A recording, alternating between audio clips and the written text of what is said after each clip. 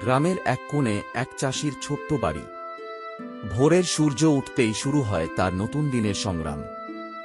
আজ আমরা জানব একজন গরিব চাষির বাস্তব জীবন কেমন কেমন তার স্বপ্ন, তার কষ্ট আর তার অবিরাম পরিশ্রম।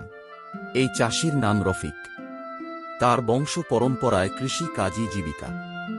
কিন্তু আধুনিক প্রযুক্তির অভাব, প্রাকৃতিক দুর্যোগ আর দারিদ্র্য তাকে প্রতিদিন এক নতুন চ্যালেঞ্জের মুখে ফেলে। রফিকের ফসল ফললেও তার ন্যায্য দাম সে পায় না। কখনো বন্যা, কখনো খরার কারণে ফসল নষ্ট হয়।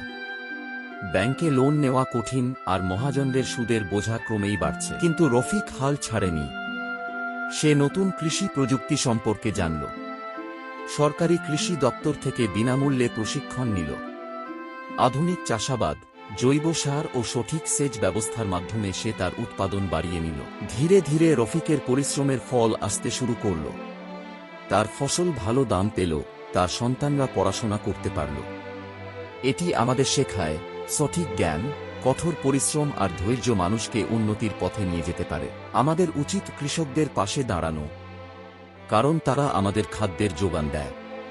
তাদের সমস্যাগুলো বুঝতে হবে, সমাধান খুঁজতে হবে। তাহলে দেশ আরও সমৃদ্ধ হবে। আমাদের কৃষক বাঁচলে দেশ বাঁচবে।